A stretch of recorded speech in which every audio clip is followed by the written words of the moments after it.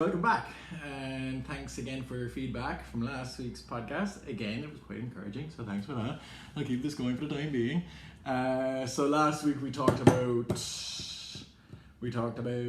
stress to success. Part of that was stress management, and today we're going to talk about the feel-good factor of fitness. Why exercise is important for our mental health, which essentially is my PhD in the easiest way possible to describe it, phrase it, give it a title.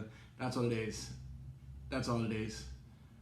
Why we feel good from exercise and how we can turn that good, positive mental health into success. That's my PhD here in Trinity College Dublin. You may have noticed that we've lost the bookshelf since last week. That is because there's method to my madness. I've had to use the bookshelf as a camera stand in my living room when I'm teaching fitness classes now. So the bookshelf is gone, malheureusement, as they would say in the land of the French, but look, we will carry on regardless. So welcome back to McGaff, Trinity College, and today we're going to be talking about feel-good factor fitness, as I mentioned. Right, so I've mentioned this before, and I mentioned this so many times that even my father is getting sick of me talking about the core four, but it's important. So, human beings, 7.5 billion of us, need to be moving daily for 40 minutes every single day minimum. 3 days a week, that 40 minutes has to be real tough, like really high intense, red face, sweating, panting, a hard workout.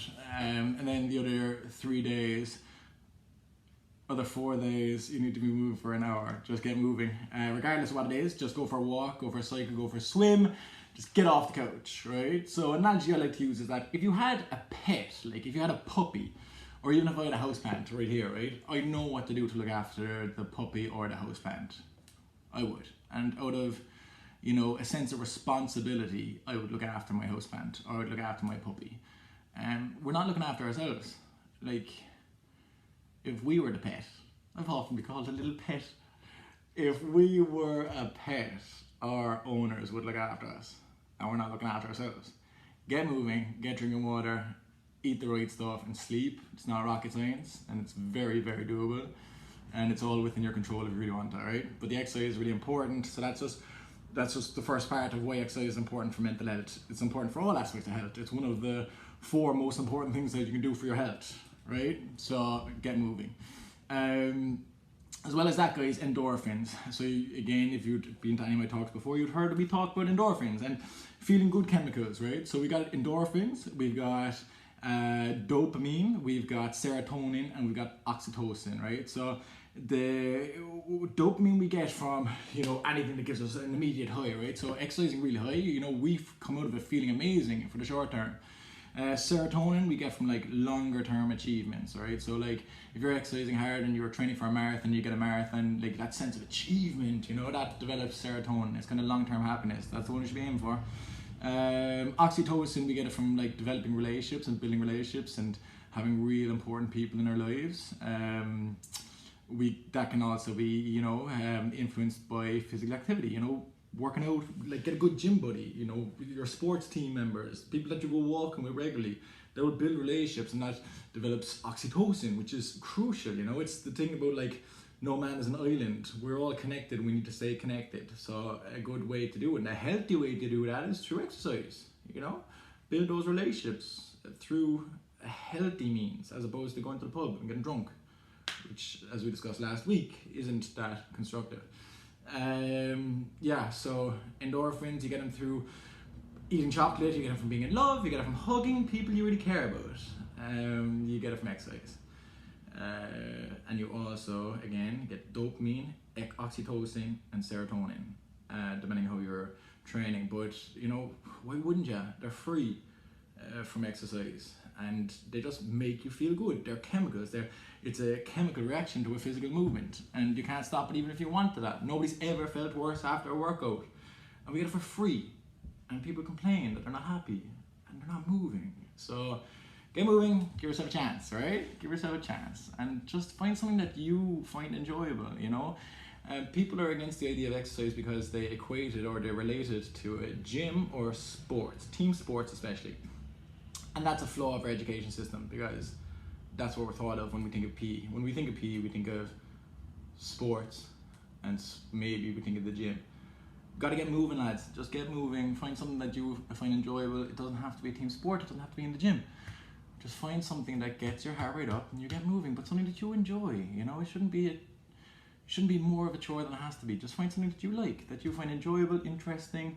You know, it's something that you can look forward to, that you can, you know, incorporate into your day-to-day life without much stress or much, you know, upheaval. Something that like appeals to you, and regardless of what that is, it doesn't have to be the norm. It doesn't have to be like what everybody else is doing. I'd actually encourage it not. So climb a tree, jump in the water, I don't know, chase a sheep. I don't know, just get moving. And you can, right? Just get creative, but get moving. Like, the exercise is non-negotiable, but you definitely can have a bit of fun creating a means to do it in, right? So, yeah, just get moving, guys. And you get the feel-good chemicals. A lot of people pay a lot of money for feel-good chemicals. You can get it for free. Just get moving. What else? All right, performance. So, like, performance. So we all just, regardless of what we're doing, whether we're a student, whether we're working, whether you're a researcher or whatever, you just want to be good at what you do, or to make things as easy as possible for yourself, right? Like, you don't have to work hard if you work smart, and you just want to be the most efficient version of yourself, and you want to work at optimal capacity. So exercising habitually and being fit, you get a better or stronger cardiovascular system. So my heart and my lungs, right? So if I exercise regularly and my heart and my lungs work better, so then in my circulatory system, so all through my body, my heart has to pump blood everywhere around my body, right? And there's two functions for that. First one is to bring nutrients all over my body. So if my muscles are working, if I'm doing a bicep curl, I need nutrients in my bicep. So the blood brings those nutrients to my bicep. They also remove the toxins that have been created, the waste products that have been created also. So my circulatory system, through my veins and my arteries, are doing that dual process. So one is the postman, I like to call it, the delivery man, and one is the garbage man, right? Same system. So the stronger your system is, the more efficient the garbage man, the postman can work, the faster they go. So your body doesn't have to work as hard. And like every function of your body requires that. Every single function of your body requires nutrients and removal of toxins. Every single system, every single organ, every single cell needs that stuff. So you got a good heart and lungs, you got a head start. My nervous system too, right? So nervous system, your central nervous system, you got your brain, you got your spinal cord, your peripheral nervous system, everywhere else, right? So we got sensory neurons and we got motor neurons. Motor neurons, I'm sending from my brain to my fingers to do something, drink water. Sensory nervous system, I'm feeling that water is cold. I feel it in my fingertips. Sends to my brain, I can expect cold water when I'm drinking. Exercise also improves your nervous system, especially that the compound complex movements. So squats, deadlifts, bench press, things that are full body functional movements, they shock your central nervous system into play, right? So if my nervous system, so if my nerves, my motor neurons and my sensory neurons, or my peripheral nervous system and my central nervous system, if that is efficient and shocked into place, I'm sending messages throughout my body in a more efficient manner. And I'm also transmitting messages from the outside world through my sensory nervous system to my brain in a quicker time, you know? So I'm a better student, I'm better in the office, I'm more alert. You know, you're kicking goals then, you are kicking goals. You don't have to work as hard to hit your targets, you know, and it's in the office and it's in college or whatever. So, lads, again, it's free, you know, there's a lot of gains there. Also, mindfulness, right? So I'm qualified mindfulness-based stress reduction, and I talk about mindfulness all the time. Love it. Like meditation is one of my favorite things. It's like non-negotiable in my day. Always gets done. But if you train really hard, so do a high intensity interval training class, you do a pump class, where you're working so hard that all you're thinking about is survival and getting through the next exercise, you're not thinking about what happened yesterday. You're not worried about what's coming tomorrow. All you're trying to do is survive that particular class. So that's a form of moving meditation. That's centering yourself. That's being in the now. I wear it around my chest, be here now. And when you're exercising to that level of intensity, you have no other choice but to be there now. You can't think about tomorrow. You don't have the headspace. You can't worry about yesterday. You're focusing so hard on surviving that set that you're forced to be present. Exercise. You can do that for free. And it's a real good way to, it's a mindful practice. It's really good for the mind, really good for the body. Like winning. So yeah, I would recommend high intensity interval training for that reason alone. It reduces stress, it reduces anxiety, it relieves a lot of the mental pressure and mental fatigue that we put on ourselves through being distracted by things that are happening in the future potentially, or have happened already in the past, neither of which we can control in the present moment, and neither of which are relevant. The past is past, it is gone. It could be the worst thing that's ever happened to you. It can't be changed, it's done now.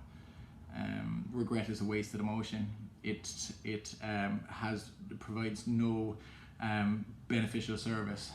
Only it takes from the moment, and that is not beneficial. So regret is a total waste. What's gone is gone. Can't change it, even if you tried. You can spend the rest of your life trying to change the past and it won't change it. It's done. So leave it there. Leave it in the past. The future isn't here yet. It's make-believe. It doesn't exist. And if you're worried about something in the future that could potentially happen, you're actually you're suffering twice if it does happen. You suffered now and you suffer then. If you're going to suffer once. And a lot of the time you won't even suffer at all. Stuff that you're worried about, that's anxiety, creating a hypothetical situation in the future and suffering right now. Forget about it. Be in the present, be in the moment. Exercise helps. High intensity interval training. So that real high intensity exercise helps you to come into the now. So that's why it's good for your mental health. Feel good factor of fitness. So a lot of people train, and I do think it's a problem with my particular industry, but it's okay, because whatever the motive is, I think the end result is good. But a lot of people are motivated by aesthetics and how they look, and training can make you feel good if you're training for aesthetics and you want to drop a dress size, or if guys want to put on a bit of muscle coming up to the summer, that can make you feel good, and those achievements again can lead to serotonin. Those feel-good chemicals from hitting your targets, hitting your goals, that has some benefit. Definitely, there's some merit in that. But it's your motives, just checking with yourself in that regard, right? So if you're putting too much emphasis on physical goals and targets, and you have that as your barometer or your acid test as to whether it's been achieved or not, it's dangerous because things fluctuate, and it's a lot of things when we train for body composition, it's not really sustainable. So you see yo-yo, that you might hit your goals and then regress to a level that's actually worse than how you began.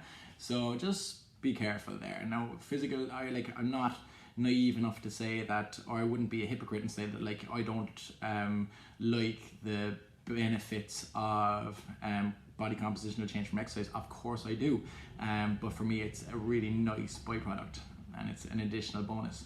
I exercise for my mental health and health in general. The other reasons I discussed earlier, that I see the big picture is crucial, it's fundamental, and it makes me a better person. If it removes some body fat and builds some muscle for me too, happy days. I'll take it. Also guys, exercise is without question the best anti-aging cure. Would that be right? Anti-aging cure, anti-aging solution. Anti-aging solution, I'd say. It's not a cure to anti-aging. You know what I'm saying, right? So it helps with anti-aging. So I'm 35 years of age, and people would tell me that I look young for my age. Whether that's true or not, if it is, I put it down to my healthy lifestyle, especially exercise. You know, my next birthday I'm 36, and I'm happy enough because I don't know. Look, it keeps you young.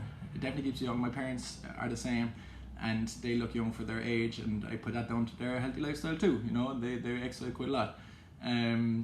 So yeah, it's good for your skin. It's good for your hair. It's good for how taut your skin is. You know, it keeps things nice and tight. Yeah, another beneficial byproduct of exercise, consequence of exercise. You know, they're all real good things, right? The way I like to do it, right, when I'm talking in my talks, I say this as an analogy, right? So, imagine the premise. Daniel Toomey, founder, CEO of DTW. I've just created a pill.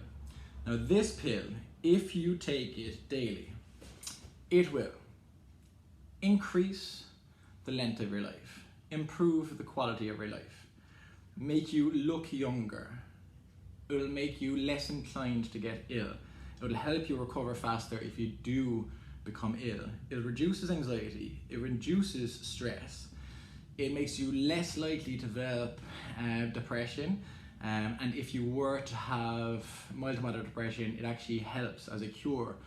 It makes your hair stronger, it makes your skin better, makes your eyes brighter. It makes you more, your joints more supple, you're less inclined to get injured. And if you were to get injured, you will recover faster. How much would you pay me for that pill? Would I be a millionaire? Would I be a billionaire? You get it for free. You just move. Every single day. You will be healthier. You will be happier. You will live longer. You'll have a better quality of life. You'll be stronger. You'll be able to move better, move longer. Your anxiety levels will be reduced. Your confidence will be improved. You'll have greater self-efficacy, greater self-esteem. You will get injured and ill less often, and if you were to get injured or to become ill, you will recover faster. You look younger too. Tell me I wouldn't be a billionaire. And you know it's nothing but love.